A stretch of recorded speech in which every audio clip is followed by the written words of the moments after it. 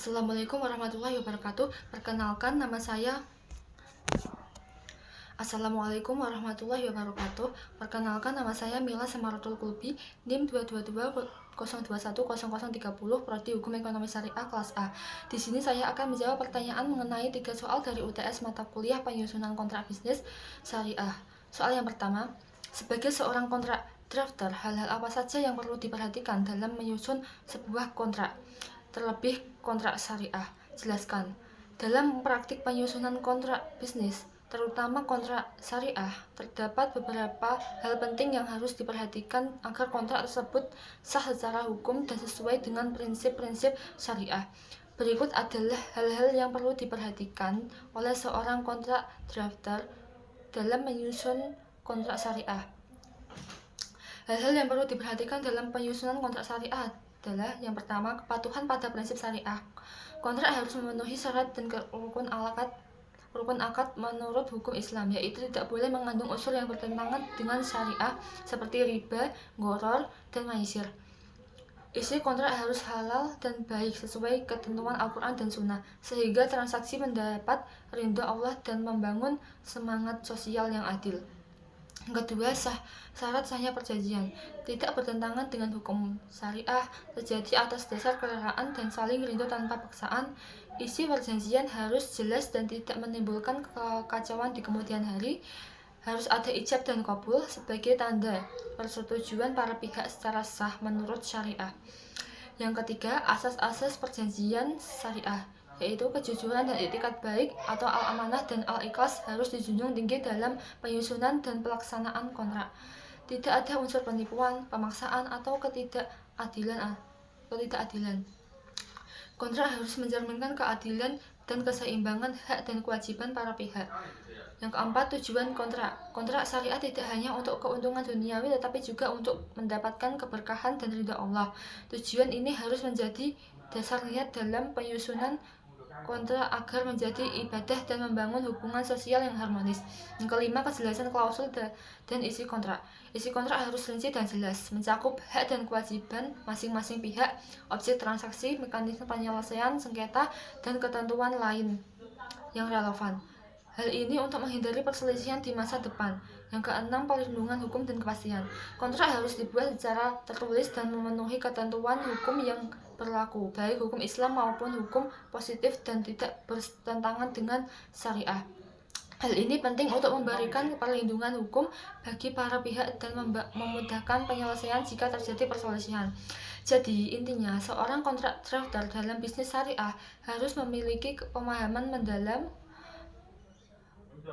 mengenai hukum syariat dan prinsip-prinsip akad, memastikan kontrak bebas dari unsur haram dan ketidakadilan, serta menyusun kontrak dengan itikat baik, kejelasan, dan keadilan agar kontrak tersebut sah, terlaksana dengan baik, dan mendapat keberkahan dari Allah Subhanahu wa Ta'ala. Dengan demikian, penyusunan kontrak syariah bukan hanya aspek legal formal, tetapi juga aspek spiritual dan etika yang harus dijaga secara ketat.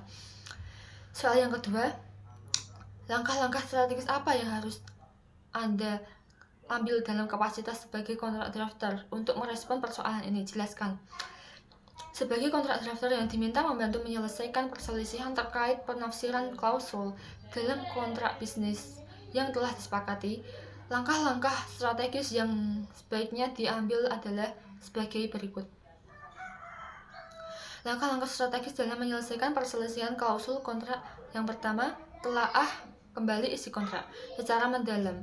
Lakukan analisis menyeluruh terhadap klausul yang diperselisihkan serta seluruh isi kontrak, termasuk konteks dan tujuan kontrak. Pastikan memahami maksud asli dari klausul tersebut berdasarkan bahasa kontrak dan niat para pihak saat penyusunan kontrak. Yang kedua, fasilitasi komunikasi dan negosiasi antar para pihak. Dorong para pihak untuk berdialog secara terbuka dan konstruktif guna mencari pemahaman bersama terkait penafsiran klausul. Negosiasi merupakan cara awal yang efektif untuk menyelesaikan perselisihan tanpa harus melibatkan proses hukum formal. Yang ketiga, gunakan mekanisme penyelesaian sengketa alternatif. Jika negosiasi tidak membuahkan hasil, sarankan penggunaan ATR seperti mediasi, konsiliasi, atau penilaian ahli yang disepakati bersama. ADR bersifat lebih cepat, efisien, dan menjaga hubungan bisnis para pihak tetap harmonis dibanding litigasi. Yang keempat, rujuk pada klausul penyelesaian sengketa dalam kontrak.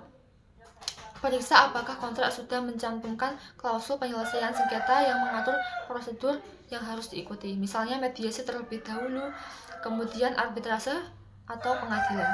Pastikan langkah-langkah penyelesaian sengketa dilakukan sesuai klausul tersebut. Yang kelima, berikan pendapat profesional dan alternatif solusi sebagai drafter yang memahami maksud dan tujuan kontrak. Berikan interpretasi profesional yang objektif dan usulkan solusi kompromi yang adil dan sesuai dengan prinsip kontrak. Hal ini membantu para pihak keluar dari kebuntuan. Yang keenam, dokumentasikan semua proses dan kesepakatan. Catat dan dokumentasikan setiap tahap komunikasi, negosiasi, dan hasil penyelesaian sengketa untuk menghindari sengketa lanjutan dan sebagai bukti jika diperlukan dalam proses hukum selanjutnya. Yang ketujuh, siapkan langkah hukum jika perlu. Jika semua upaya gagal damai, persiapkan dokumen dan argumen untuk proses litigasi atau arbitrase sesuai pilihan forum yang telah disepakati. Pastikan semua bukti dan interpretasi kontrak siap dipertanggungjawabkan secara hukum. Soal yang ketiga, apa yang Anda pahami tentang governing law, choice of law, dan choice of forum? Mengapa penting bagi para pihak untuk menyepakati governing law dan choice of law forum dalam kontrak internasional? Jelaskan. Pengertian governing law atau choice of law dan choice of forum adalah ketentuan dalam kontrak internasional yang menetapkan hukum negara mana yang akan digunakan untuk mengatur, menafsirkan, dan menyelesaikan sengketa yang timbul dari kontrak tersebut. Para pihak bebas memilih hukum suatu negara atau bahkan aturan non-negara atau rules of law sebagai hukum yang berlaku atas kontrak mereka, tanpa harus ada keterkaitan langsung dengan para pihak atau objek kontrak.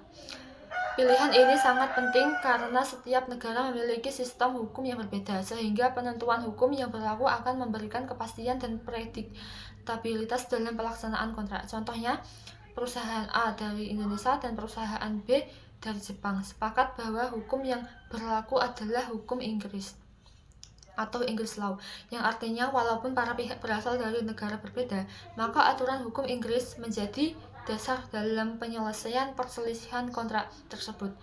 Sedangkan choice of forum adalah ketentuan dalam kontrak yang menentukan lembaga atau yurisdiksi, misalnya pengadilan negara tertentu atau lembaga arbitrase yang berwenang untuk menyelesaikan sengketa yang mungkin timbul dari kontrak tersebut.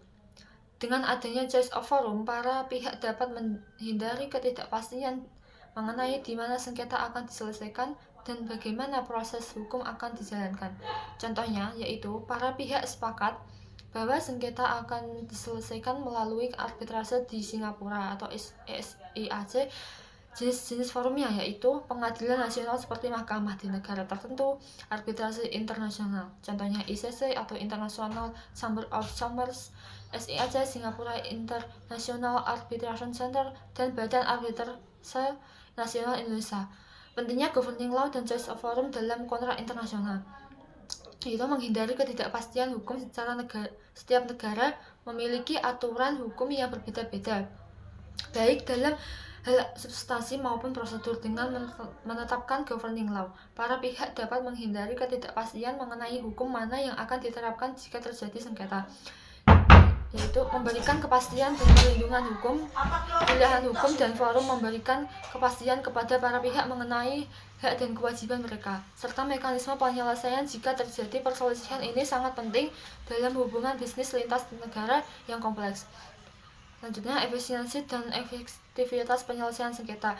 Dengan adanya choice of forum, para pihak dapat memilih forum yang netral, berpengalaman, atau lebih efisien dalam menangani sengketa kontrak internasional seperti lembaga arbitrase internasional. Hal ini dapat mempercepat proses penyelesaian dan mengurangi biaya. Selanjutnya, mengurangi risiko konflik hukum tanpa adanya klausul governing law dan choice of forum.